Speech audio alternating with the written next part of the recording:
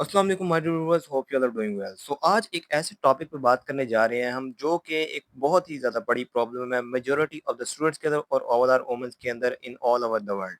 सो ये जो प्रॉब्लम है ये है फोकस लेवल का कम हो जाना in mindsets of womens and students, जिसकी वजह से स्टूडेंट्स को भी बहुत ही ज़्यादा प्रॉब्लम फेस करनी पड़ती है in their studies and maintaining their focus on their study. एक रिसर्च के मुताबिक जो मेजॉरिटी ऑफ द स्टूडेंट्स से ये बात पूछी जाती है कि आप अपनी स्टडीज़ के अंदर बेस्ट परफॉर्म क्यों नहीं करते जस्ट लाइक एज़ टॉपर, तो सिर्फ एक ही जवाब आता है कि हम फ़ोकस नहीं कर पाते।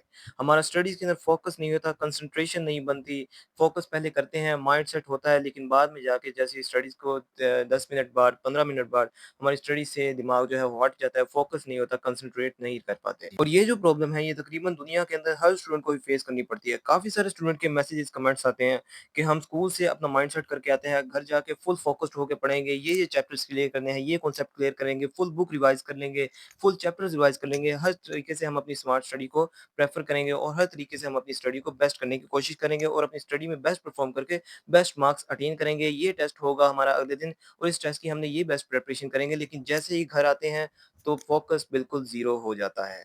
तो फर्स्ट ऑफ ऑल तो ये सवाल पैदा हो जाता है कि फ़ोकस पावर डिक्रीज़ क्यों हो जाती है और ब्रेन कंप्लीटली वर्क क्यों नहीं करता, कंप्लीटली फ़ोकस क्यों नहीं करता, कंप्लीटली कंसंट्रेट क्यों नहीं करता। तो आज के दौर के अंदर इसकी सबसे बड़ी सिर्फ़ एक ही रीज़न है, वो है more use of social media. Insta reels देखने पे, यूट्यूब शॉर्ट्स देखने पे आप अपना टाइम बहुत ही ज़्यादा वेस्ट करते रहते हैं, जिससे आपका ब्रेन जो है वो स्लीपिंग मोड पे चल जाता है। यानी कि आपका ब्रेन जो है वर्क करना बंद कर देता है।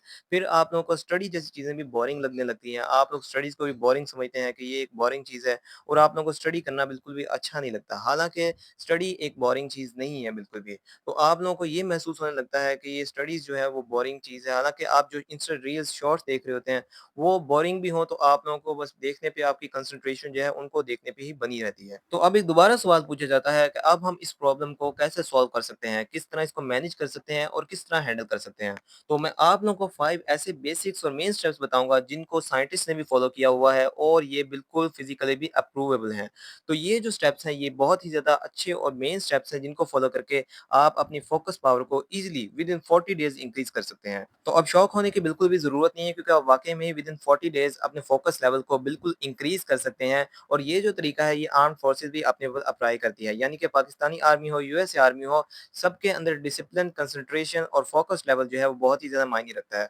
सो दैट्स व्हाई फोकस और डिसिप्लिन मैटर मोर इन आर्मी। सो आर्मी के अंदर आप लोग का डिसिप्लिन जो है बहुत ही ज़्यादा अच्छा होना चाहिए। आर्मी के अंदर डिसिप्लिन बहुत ही ज़्यादा मैटर करता है, जिसकी वजह से आप लोगों का फोकस लेवल जो है वो बहुत ही ज़्यादा इंक्रीज़ भी होता है और होना भी चाहिए। और एक सबसे बड़ी मेन बात बता दूँ कि आर्मी के अंदर डिसिप्लिन, फोकस और कंसंट्रेशन ये 3 चीज़ें बहुत ही ज़्यादा मायने रखती हैं।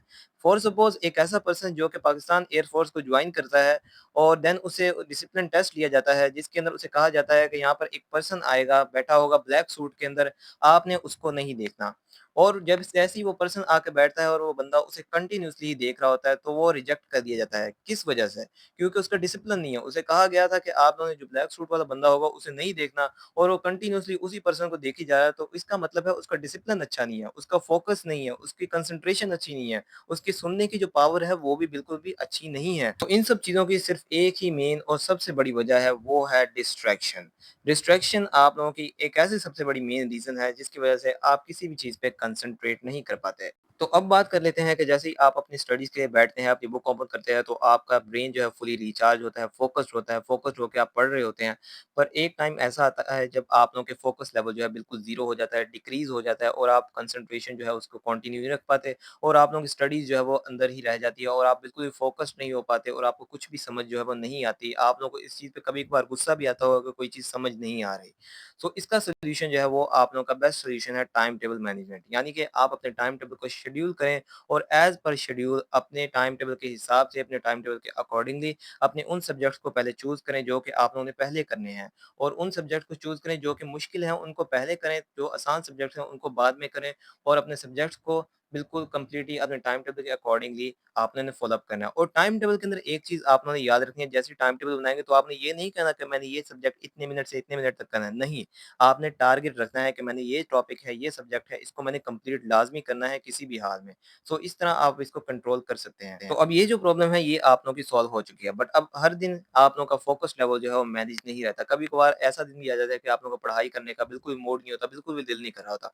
तो अब से इस सिचुएशन के अंदर आपने क्या करना है, इस सिचुएशन को कैसे हैंडल करना है? आप लोग मेडिटेशन की तरफ आ जाएँ। यानी कि आप लोग मेडिटेशन के अंदर आप लोग एक्सरसाइज़ कर सकते हैं या फिर कोई भी चीज़ को चूज़ कर सकते हैं। लेकिन आप लोगों को बेस्ट ऑप्शन मैं आप लोगों को दूँगा, और आप लोग मुस्लिम हैं तो बेस्ट ऑप्शन दूँगा, आप नमाज़ की तरफ आएँ, नमाज़ पढ़ें, नमाज़ लाज़मी पढ़ा करें। आप लोग मेडिटेशन रोज़ाना होगी, कभी भी आप डिस्ट्रैक्ट नहीं होंगे, फ़ोकस्ड रहेंगे हमेशा।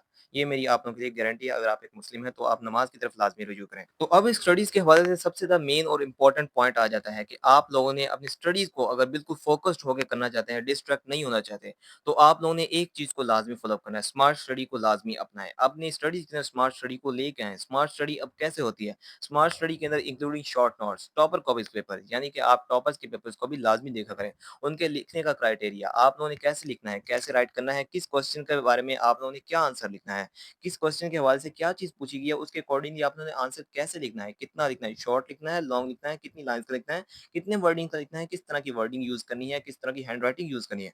कंप्लीट आप लोगों ने ये रिसर्च करनी होती है इसके अंदर। तो स्मार्ट स्टडी के अंदर आप लोगों ने इन चीज़ों को लाज़मी अपनाना है। जो-जो बातें मैंने आप लोगों को बताई हैं, इन चीज़ों को लाज़मी अपनाना है।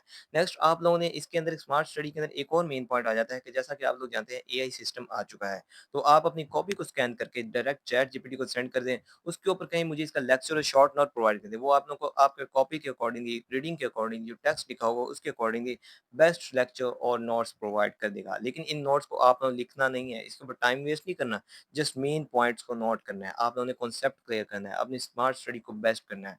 तो आप लोगों ने ओनली कॉन्सेप्ट क्लियर करना है, उसके ऊपर टाइम वेस्ट नहीं करना। ये ना हो आप प्यारे-प्यारे उसके ऊपर नोट्स बनाते रहें, इस तरह की आप लोगों ने बिल्कुल भी कोई चीज़ अप्लाई नहीं करनी। जस्ट आप लोगों ने कॉन्सेप्ट क्लियर करना है for your best preparation of your exam. तो अब लास्ट पे एक सबसे ज़्यादा मेन और इम्पोर्टेंट चीज़ आ जाती है कि आप लोगों ने अपने फ़ोकस लेवल को इंक्रीज़ कैसे करना है। अब मैं इसकी एक एक्सरसाइज़ आपको बताने लगा हूँ, उस एक्सरसाइज़ को आप लाज़मी नोट आउट कीजिएगा। तो ये जो एक्सरसाइज़ है, ये आप लोगों ने अपनी कोई भी किसी भी चीज़ को आप अपने हाथ के अंदर होल्ड कर लें, इन फ्रंट ऑफ यू अपने सामने उसे होल्ड करके रखें और उसे तकरीबन 90 सेकंड्स तक देखते रहें। यानी कि उसके ऊपर अपना फ़ोकस लगाएँ, उसके ऊपर आप उसे नोट करें, उसे आप फ़ोकस होके देखते रहें 90 सेकंड्स तक। तो ये जो चीज़ है, ये आप लोगों की एक्सरसाइज़ जो होगी, वो आप लोगों के फ़ोकस लेवल को बहुत ही ज़्यादा इंक्रीज़ करेगी।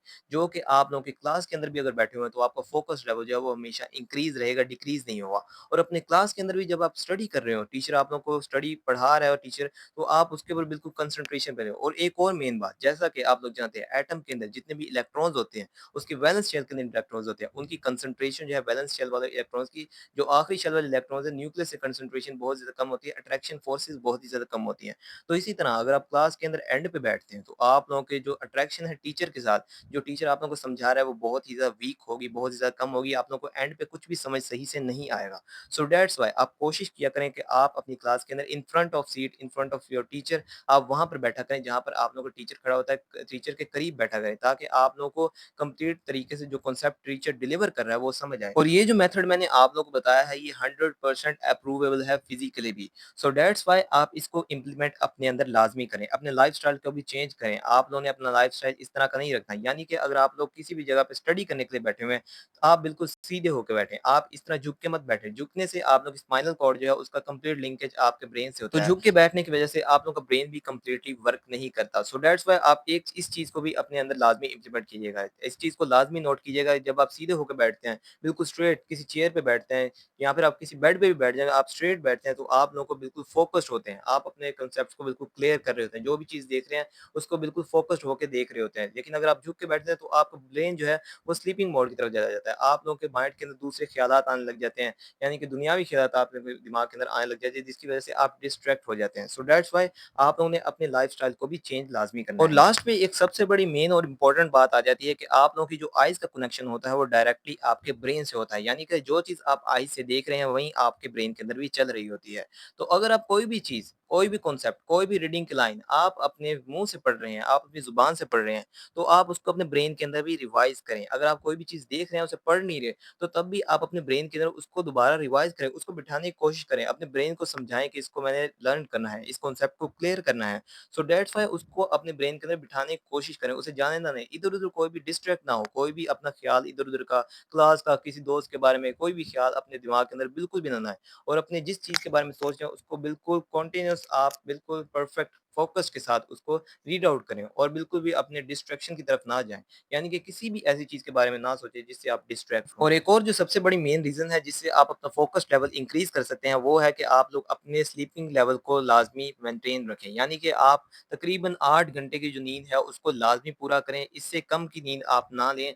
8 घंटे की जो नींद है उसको लाज़मी पूरा करें। ये डॉक्टर्स भी रिकमेंड करते हैं और ये फिज़िकली भी अप्रूवेबल रीज़न है। और नेक्स्ट अगर आप पढ़ाई करते-करते आप लोगों को बिल्कुल टायर्डनेस फ़ील होने लग जाए, यानी कि आप बिल्कुल थके हुए फ़ील करने लगे, तो आप लोगों ने अब क्या करना है? आप कोई भी अपने कोई स्नैक्स खा लें या फिर आप अपने पानी पी लें, तो उससे आप लोगों का जो ब्रेन है वो बिल्कुल फ्रेश हो जाएगा दोबारा से। क्योंकि जैसे ही आप लोग के थर्स्ट फ़ील करते हैं, यानी कि आप लोगों को प्यास लगती है, तो आप लोगों का ब्रेन जो वर्किंग लेवल है वो आप लोगों को सिर्फ़ बार-बार ही मैसेज देता रहेगा आप लोगों को कि पानी पी लो। जब तक आप पानी नहीं पिएँगे तो उसे भी सुकून नहीं मिलेगा। सो दैट्स व्हाई आप इन चीज़ों को लाज़मी इम्प्लीमेंट कीजिएगा अपनी स्टडीज़ के अंदर। अपनी स्टडीज़ को बेस्ट करने के लिए आप लोगों ने इन तमाम चीज़ों को लाज़मी इम्प्लीमेंट करना है, जिससे आप अपना फ़ोकस लेवल इंक्रीज़ कर सकते हैं विदिन 7 टू 40 डेज़ और अपनी बेस्ट प्रिपरेशन भी कर सकते हैं और अपनी स्टडीज़ को भी बिल्कुल बेस्ट कर सकते हैं। वीडियो अच्छी लगी हो तो चैनल को लाज़मी सब्सक्राइब अप कर लीजिएगा और अगर आप एक अच्छे इंसान हैं, एक अच्छे ह्यूमन हैं, तो इस वीडियो को लाज़मी शेयर भी कीजिएगा। मिलते हैं नेक्स्ट वीडियो में, तब तक के लिए अल्लाह हाफ़िज़।